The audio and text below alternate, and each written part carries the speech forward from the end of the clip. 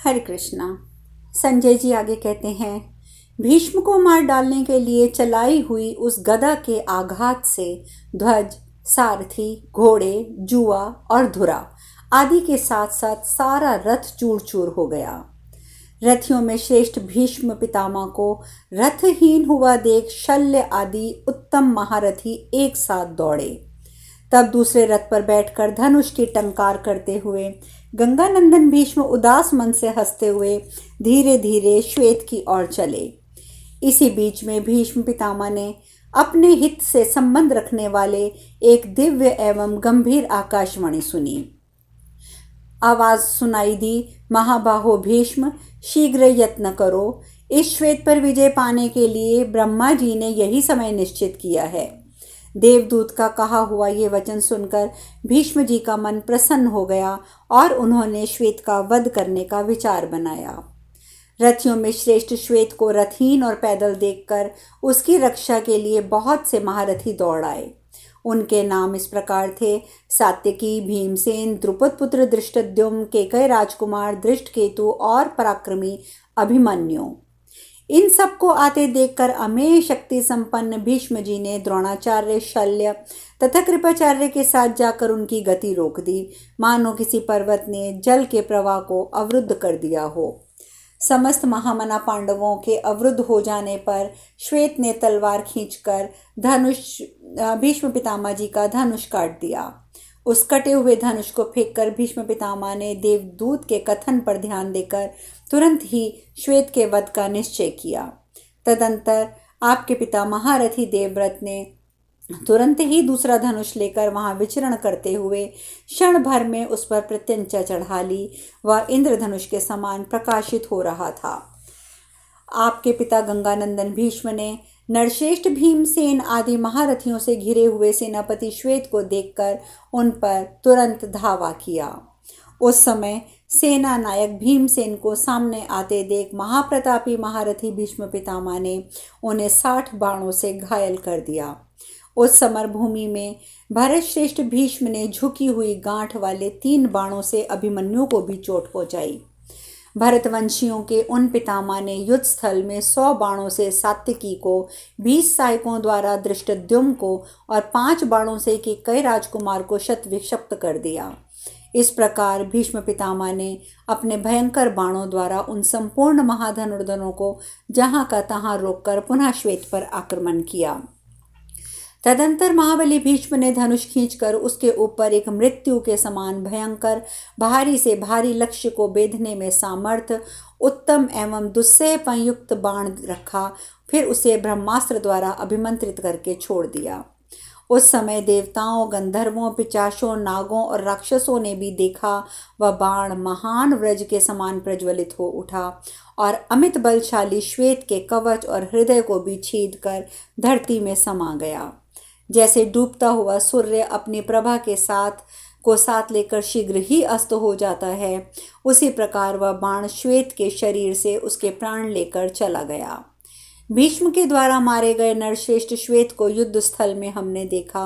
वह टूट कर गिरे हुए पर्वत के समान जान पड़ता था। महारथी पांडव और उस दल के दूसरे क्षत्रिय श्वेत के लिए शोक में डूब गए। इधर आपके पुत्र कौरव हर्ष से उल्लासित हो उठे। श्वेत को मारा गया देखकर आपका पुत्र दुशासन गाजे बाजे की भयंकर ध्वनि के साथ चारों ओर नाचने लगा। संग्राम भूमि में शोभा पाने वाले भीष्म जी के द्वारा महान धनुर्धर श्वेत के मारे जाने पर शिखंडी आदि महाधनुर्धर रथी भय के मारे कांपने लगे। राजन, तब सेनापति श्वेत के मारे जाने के कारण अर्जुन और श्री कृष्ण ने धीरे धीरे अपनी सेना को युद्ध भूमि से पीछे हटा लिया। फिर आपकी और पांडवों की सेना भी उस समय युद्ध से विरक्त हो गई। उस समय आपके और शत्रु पक्ष के सैनिकों की बार बार गर्जना होती रही। उस द्वैरथ युद्ध में जो भयंकर संहार हुआ था, उसके लिए चिंता करते हुए शत्रु संतापी पांडव महारथी उदास मन से शिविर में लौट आए। इस प्रकार श्री महाभारत भीष्म पर्व के अंतर्गत भीष्म वध पर्व में श्वेत वध विषयक 48वां अध्याय पूर्ण हुआ। धृतराष्ट्र ने पूछा, तात, सेनापति श्वेत के शत्रुओं द्वारा युद्ध स्थल में मारे जाने पर महान धनुर्धर पांचालों और पांडवों ने क्या किया? संजय सेनापति श्वेत युद्ध में मारे गए। उनकी रक्षा के लिए प्रयत्न करने पर भी शत्रुओं को पलायन करना पड़ा तथा अपने पक्ष की विजय हुई। ये सब बातें सुनकर मेरे मन में बड़ी प्रसन्नता हो रही है। शत्रुओं के प्रतिकार का उपाय सोचते हुए मुझे अपने पक्ष द्वारा की गई अनीति का स्मरण करके लज्जा नहीं आती है। वे वृद्ध एवं वीर कुरुराज भीष्म हम पर सदा अनुराग रखते हैं, इसी कारण उन्होंने श्वेत के साथ यह व्यवहार किया होगा। उस बुद्धिमान विराट पुत्र श्वेत ने अपने पिता के साथ बैर बांध रखा था। इस कारण पिता के द्वारा प्राप्त होने वाले उद्वेग एवं भय से श्वेत पहले ही पांडवों की शरण ले चुका था। पहले तो वह समस्त सेना का परित्याग करके अकेला ही दुर्ग में छिपा रहता था। फिर पांडवों के प्रताप से दुर्गम प्रदेशों में रहकर निरंतर शत्रुओं को बाधा पहुंचाता हुआ सदाचार का पालन करने लगा। क्योंकि पूर्व काल में अपने साथ विरोध करने वाले उन राजाओं के प्रति उसकी बुद्धि में दुर्भाव था। पर संजय, आश्चर्य तो ये है कि ऐसा शूरवीर श्वेत, जो युधिष्ठिर का बड़ा भक्त था, मारा कैसे गया। मेरा पुत्र दुर्योधन शुद्र स्वभाव का है। वह कर्ण आदि का प्रिय तथा चंचल बुद्धि वाला है। मेरी दृष्टि में वह समस्त पुरुषों में अधम है, इसीलिए उसके मन में युद्ध के लिए आग्रह है। संजय, मैं, भीष्म, द्रोणाचार्य, कृपाचार्य तथा गंधारी, इनमें से कोई भी युद्ध नहीं चाहता था। वृष्णिवंशी भगवान वासुदेव, पांडुपुत्र धर्मराज युधिष्ठिर, भीमसेन, अर्जुन, पुरुष रत्न नकुल सहदेव भी युद्ध पसंद नहीं करते थे। मैंने, गांधारी ने और विदुर ने तो सदा ही उसे मना किया था, पर जन्मादग्नि पुत्र परशुराम ने तथा महात्मा व्यास जी ने भी उसे युद्ध के लिए रोकने का प्रयत्न किया था। तथापि कई शकुनी तथा दुशासन के मत में आकर दुर्योधन सदा युद्ध के निश्चय पे ही अड़ा रहा। उसने पांडवों को कुछ भी तो नहीं समझा।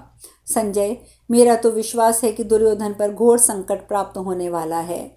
श्वेत के मारे जाने और भीष्म पितामह की विजय होने से अत्यंत क्रोध में भरे हुए श्री कृष्ण सहित अर्जुन ने युद्ध स्थल में क्या किया। तात, अर्जुन से मुझे अधिक भय बना रहता है। वह भय कभी शांत नहीं होता है, क्योंकि कुंती नंदन अर्जुन शूरवीर तथा शीघ्रतापूर्वक अस्त्र संचालन करने वाला है। मैं समझता हूँ वह अपने बाणों द्वारा शत्रुओं के शरीर को मथ डालेगा। इंद्र कुमार अर्जुन भगवान विष्णु के समान पराक्रमी और महेंद्र के समान बलवान है। उसका क्रोध और संकल्प कभी व्यर्थ नहीं होता। उसे देखकर तुम लोगों के मन में क्या विचार उठा था। अर्जुन वेदज्ञ है, शौर्य संपन्न, अग्नि और सूर्य के समान तेजस्वी है, इंद्रास्त्र का ज्ञाता है, अमेय आत्मबल से संपन्न है, वेग पूर्वक आक्रमण करने वाला और बड़े बड़े संग्रामों में विजय पाने वाला है। वह ऐसे ऐसे अस्त्रों का प्रयोग करता है जिनका हल्का सा स्पर्श भी वज्र के समान कठोर है। महारथी अर्जुन अपने हाथ में सदा तलवारें खींचे ही रहता है और उसका प्रहार करके विकट गर्जना करता है। संजय, द्रुपद के परम बुद्धिमान पुत्र भगवान धृष्टद्युम्न ने श्वेत के युद्ध में मारे जाने पर क्या किया। पहले भी कौरवों द्वारा पांडवों का अपराध हुआ है। उससे तथा सेनापति के वध से महामना पांडवों के हृदय में तो आग सी लग गई होगी, मेरा यही विश्वास है। यह सब सुनकर संजय ने कहा, राजन, स्थिर हो जाइए और सुनिए। इस युद्ध में होने वाले सबसे बड़ा अन्याय जो है वो आपका ही है। इसका सारा दोष आपको दुर्योधन के माथे नहीं मढ़ना चाहिए। जैसे पानी की बाढ़ निकल जाने पर पुल बांधने का प्रयास किया जाए अथवा घर में आग लग जाने पर उसे बुझाने के लिए कुआं खोदने की चेष्टा की जाए, उसी प्रकार आपकी ये समझ है। उस भयंकर दिन के पूर्व भाग का अधिकांश व्यतीत हो जाने पर आपके और पांडवों के सैनिकों में पुनः युद्ध आरंभ हुआ। विराट के सेनापति श्वेत को मारा गया और शल्य को कृतवर्मा के साथ रथ पर बैठा हुआ देखकर शंख क्रोध से जल उठा, मानो अग्नि में घी की आहुति पड़ गई हो। उस बलवान वीर ने इंद्रधनुष के समान अपने विशाल शरासन को कानों तक खींचकर मद्रराज शल्य को युद्ध में मार डालने की इच्छा से उन पर धावा किया। विशाल रथ सेना के साथ उस सब ओर से घिरकर बाणों की वर्षा करते हुए उसने शल्य के रथ पर आक्रमण किया। मतवाले हाथी के समान पराक्रम प्रकट करने वाले शंख को धावा करते देख और आपके 7 रथियों के मौत के दांतों में फंसे हुए मद्रराज शल्य को बचाने की इच्छा रखकर उन्हें चारों ओर से घेर लिया। राजन, उन रथियों के नाम थे कौशल नरेश बृहदबल, मगध देशीय जैतसेन, शल्य के प्रतापी पुत्र रुखमत, अवंती के राजकुमार विंद और अनुविंद, कंबोज राज सुदक्षिण और वृहत शत्र के पुत्र सिंधुराज जयदत्त। इन महामना वीरों ने फैलाए हुए अपने रूप रंग के विचित्र धनुष बादलों में बिजलियों के समान दृष्टिगोचर कर दिए। उन सब ने शंख के मस्तक पर बाणों की वर्षा आरंभ कर दी, मानो ग्रीष्म ऋतु के अंत में वायु द्वारा उठाए हुए मेघ पर्वत पर जल बरसा रहे हों। उस समय महान धनुर्धर सेनापति शंख ने कुपित होकर तेज किए हुए भल्ल नामक 7 बाणों द्वारा उन 7 रथियों के धनुष को काटकर गर्जना की। तदंतर महाबाहु भीष्म ने मेघ के समान गर्जना करके 4 हाथ लंबा धनुष लेकर रणभूमि में शंख पर धावा किया। उस समय महाधनुर्धर महाबली भीष्म को युद्ध के लिए उद्यत देख पांडव सेना वायु के वेग से डगमग होने वाली नौका की भांति कांपने लगी। यह देख अर्जुन तुरंत ही शंख के आगे आ गए। उनके आगे आने का उद्देश्य ये था कि आज भीष्म के हाथ से शंख को बचाना चाहिए। फिर तो महान युद्ध आरंभ हुआ। उस समय रण क्षेत्र में जूझने वाले योद्धाओं का महान हाहाकार सब और फैल गया। तेज के साथ तेज टक्कर ले रहा था, ये कहते हुए सब लोग बड़े विस्मय में थे। उस समय राजा शल्य ने हाथ में गदा लिए अपने विशाल रथ से उतर के शंख के चारों घोड़ों को मार डाला।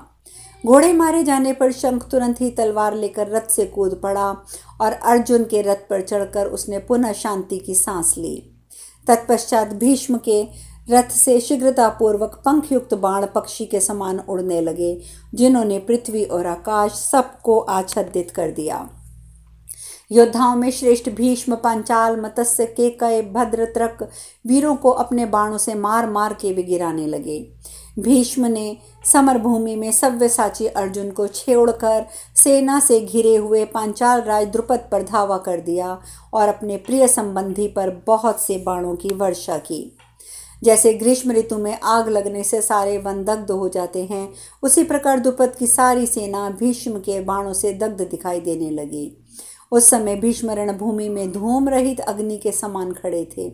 जैसे दोपहरी में अपने तेज से तपते हुए सूर्य को देखना कठिन होता है, उसी प्रकार पांडव सेना के सैनिक भीष्म की ओर दृष्टिपात करने में असमर्थ थे। गंगानंदन भीष्म के बाणों से पीड़ित हुई युधिष्ठिर महाराज की श्वेत परिधान विभूषित सेना सिंह के द्वारा सताई हुई सफ़ेद गाय के समान प्रतीत होती थी। पांडव सेना के सैनिक बहुत से मारे गए थे, बहुतेरे भाग गए थे। इस प्रकार पांडव दल में हाहाकार मच गया। उस समय शांतुनंदन भीष्म अपने धनुष को खींचकर गोल बना देते हुए उसके द्वारा विषैले सर्पों की भांति भांति प्रज्वलित अग्रभाग वाले बाणों की निरंतर वर्षा करते रहे। नियम पूर्वक व्रतों का पालन करने वाले भीष्म संपूर्ण दिशाओं में बाणों का एक रास्ता बना देते और पांडव रथियों को चुन चुनकर उनके नाम ले लेकर मारते थे।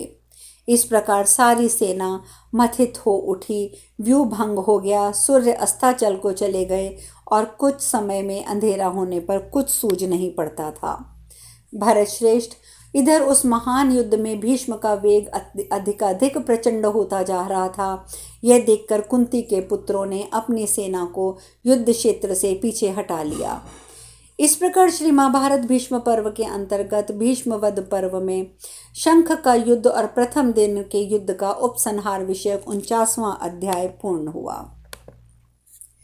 संजय जी आगे कहते हैं, भरत श्रेष्ठ, प्रथम दिन के युद्ध में जब पांडव सेना पीछे हटा दी गई, भीष्म जी का युद्ध विषयक उत्साह और भी बढ़ गया और दुर्योधन हर्षतरीक से उल्लासित हो उठा।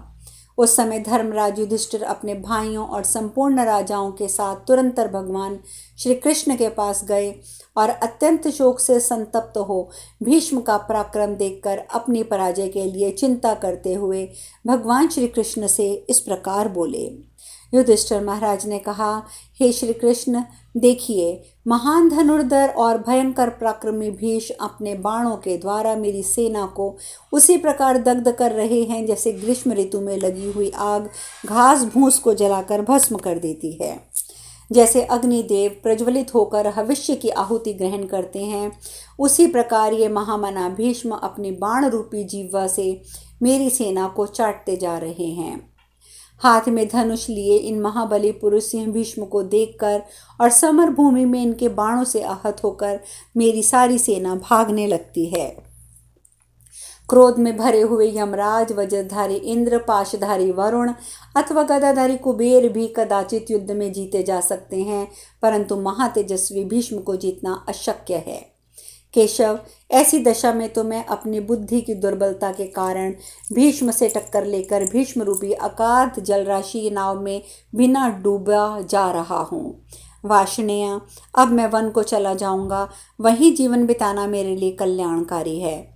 इन भूपालों को व्यर्थ ही भीष्म रूपी मृत्यु को सौंप देने में क्या भलाई है। श्री कृष्ण, भीष्म महान दिव्यास्त्रों के ज्ञाता हैं, वे मेरी सारी सेना का संहार कर डालेंगे। वैसे ही जैसे पतंगे मरने के लिए जलती आग में कूद पड़ते हैं। मैं इस बात को लेकर भयभीत हूँ। वार्ष्णेय, राज्य के लिए पराक्रम करके मैं सब प्रकार से क्षीण होता जा रहा हूँ। मेरे वीर भ्राता बाणों से पीड़ित होकर अत्यंत कृश होते जा रहे हैं। ये बंधन जन चनित सौहार्द के कारण मेरे लिए राज्य और सुख से वंचित हो दुख भोग रहे हैं। इस समय मैं इनके और अपने जीवन को भी बहुत अच्छा समझता हूँ, क्योंकि अब जीवन भी दुर्लभ है। केशव, जीवन बच जाने पर मैं दुष्कर तपस्या करूँगा, परंतु रण क्षेत्र में इन मित्रों की व्यर्थ की हत्या मैं नहीं कराऊँगा। महाबली भीष्म अपने दिव्यास्त्रों द्वारा मेरे पक्ष के श्रेष्ठ और प्रहार कुशल कई सहस्त्र रथियों का निरंतर संहार कर रहे हैं। माधव, शीघ्र बताइए, क्या करने से मेरा हित होगा। सव्यसाची अर्जुन को तो मैं इस युद्ध के मध्यस्थ उदासीन सा खड़ा देख रहा हूँ। एकमात्र महाबाहु भीमसेन ही क्षत्रिय धर्म का विचार करता हुआ केवल बाहुबल के भरोसे अपनी पूरी शक्ति लगाकर युद्ध कर रहा है। महामना भीमसेन के उत्साह पूर्वक अपनी वीरघातनी गदा के द्वारा अपना दुष्कर पराक्रम प्रकट कर रहा है।